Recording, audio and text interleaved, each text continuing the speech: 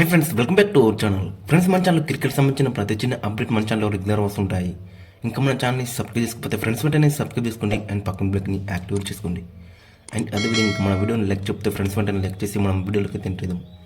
Friends, తప్పకుండా like చేయండి. Like చేస్తే మన వీడియో మనకి ఫాస్ట్గా రీచ్ అవుతుంది. ఇక సౌత్ ఆఫ్రికాతో జరిగిన 3వ టీ20లో రికార్డ్ సెంచరీ కొట్టిన Tilak Varma, minimum guarantee player అయిన తిలక్ వర్మ 20s 30s కొడితే జట్టులో కొనసాగడం చాలా కష్టమని అక్కడ భావించి దీంతో 4వ స్థానం బదులు 3వ స్థానంలో వెళ్తానని అక్కడ కెప్టెన్ సూర్యకుమార్ని అడగడం జరిగింది. Okay, let's go and play అని అతను కూడా చెప్పడం జరిగింది. సో సెంచురీలో అక్కడ మరి తిలక్ వర్మ సెంచరీతో చెలరేగిపోయాడు. సో టీమిండియా కూడా కీలక పాత్ర పోషించాడు మరి మ్యాచ్ గెలవడంలో.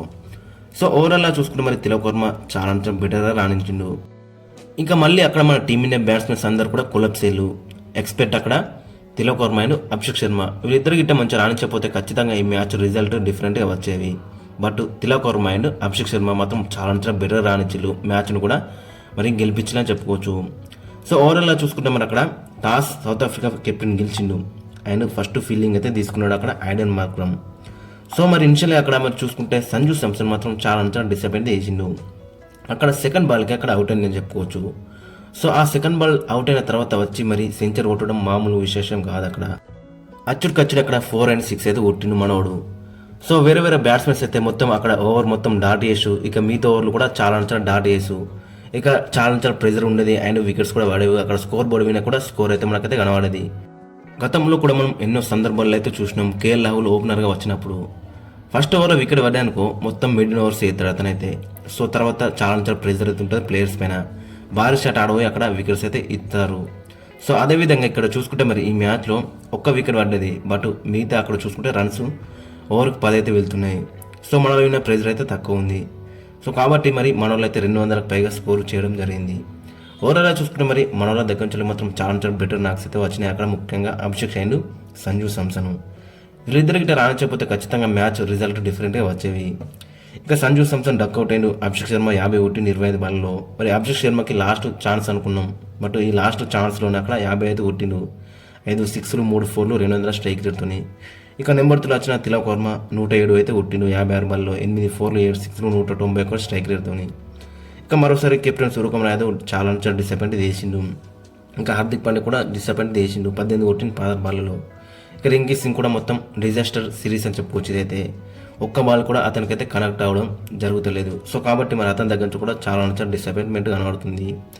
ఇక డెబ్యూ మ్యాచ్లోనే ఫస్ట్ బాల్లో 6 కొట్టిన రమన్దీప్ సింగ్ 15 కొట్టిన 6 బాల్లో, ఒక 4 ఒక 6 250 స్ట్రైక్ రేట్తోని. తన రోల్ మాత్రం చాలా క్లారిటీ అయితే మనకైతే కనబడుతుంది. రమన్దీప్ సింగ్ రోల్ అనేది చాలా మంచి నాకైతే ఆడింది చిన్న క్యామెో అయినా కానీ. ఇక అక్షరపడ లాస్ట్లో ఒకటి కొట్టింది. దీంతో మన టీమిండియా స్కోర్ వచ్చేసి 219, 6 వికెట్ల నష్టానికి. ఇక సౌత్ ఆఫ్రికా బౌలర్స్ అక్కడ మనం చూసుకుంటే సిమ్లానే 2 వికెట్లు తీసుకున్నాడు. అక్కడ చూసుకుంటే మహారాజ్ 2 వికెట్లు అయిన మార్కో హెన్సన్ 1 వికెట్ తీసుకున్నాడు. ఇక తర్వాత సౌత్ ఆఫ్రికా బ్యాట్స్మెన్స్ అక్కడ వీళ్ళు కూడా వీళ్ళకైతే మంచి స్టార్ట్ అయితే దొరికింది. రయాన్ రికిల్టన్ 20 కొట్టిండు మరి 15 బాల్లో, 2 4లు 1 6. ఇక రిజీ హెన్రిక్స్ కూడా 20 అయితే కొట్టిండు మరి 161 స్ట్రైక్ రేట్తోని. ఇక నెంబర్ 3 వచ్చిన మార్క్రమ్ కూడా 29 అయితే కొట్టిండు. ముగ్గురు బ్యాట్స్మెన్స్ కూడా 20+ రన్స్ అయితే స్కోర్ వేసి అక్కడ అవుట్ అని చెప్పుకోవచ్చు. ఇక వరుణ్ చక్రవర్తిని కూడా మనం మెచ్చుకోవాల్సిందే. బట్ అక్కడ ఫస్ట్ 2 ఓవర్లు మంచి చేసిండు, బట్ తర్వాత 2 ఓవర్లు మాత్రం 2 many రన్స్కి అయితే వెళ్ళిండు. ఫస్ట్ 2 ఓవర్లను అక్కడ రిజా హెన్రిక్స్ అయిన మార్క్రమ్ వికెట్ అయితే తీసిండు. బట్ తర్వాత 2 ఓవర్లు మాత్రం అక్కడ హెన్రిచ్ క్లాస్ని మాత్రం ఇతని పైన విరుచుగా పడ్డాడు. ఇక ఓవర్లా చూసుకుంటే అక్కడ మరి స్టబ్స్ 12 కొట్టిండు. క్లాస్ 41 22 బాల్లో, ఒక 4 4 6లు 186 స్ట్రైక్ రేట్తోని.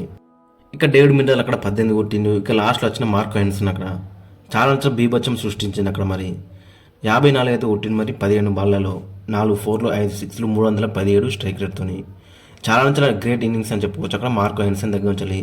ఈ IPL 2025 మెగాక్షన్కి ముందైతే మరి చాలా మంచి ఇన్నింగ్స్ అయితే మనకైతే కనబడ్డది 2 డిపార్ట్మెంట్లు, అటు బ్యాట్తో కానీ బాల్తో కానీ. సో మరి ఇతని కోసం కూడా అన్ని టీంలకు వెళ్ళే ఛాన్స్ అయితే మనకైతే కనబడుతుంది. ఇక మన బౌలింగ్లో చూసుకుంటే అక్కడ మరి హర్షదీప్ సింగ్ 3 వికెట్లు తీసుకున్నాడు. హార్దిక్ పాండ్యా 50 రన్లు అయితే ఇచ్చింది మరి 4 ఓవర్లకి. అక్షర్ పటేల్ 1 వికెట్ తీసుకున్నాడు. వరుణ్ చక్రవర్తి 2 వికెట్లు. ఇక రవి బిష్ణోయ్ వికెట్లు రాకుండా కానీ చాలా ఎకనామికల్ అయితే కనబడ్డది మరి ఈ పిచ్లో. ఓవరాల్గా చూసుకుంటే మరి 11 రన్ల తేడాతో అయితే మన వాళ్ళు అయితే గెలిచిళ్ళు. అక్కడ credit goes to Tilak Varma and Abhishek Sharma. మరి వీళ్ళిద్దరు అక్కడ మనకి మ్యాచ్ అయితే గెలిచిందని చెప్పుకోవచ్చు. ఇక తిలక్ వర్మకి అక్కడ ప్లేయర్ ఆఫ్ ది మ్యాచ్ కూడా లభించింది. ఓవరాల్గా చూసుకుంటే ఫ్రెండ్స్ ఇది, అండ్ మీ యొక్క ఒపీనియన్ కూడా కింద కామెంట్స్ అయితే మెన్షన్ మరి ఈ మ్యాచ్ గురించి.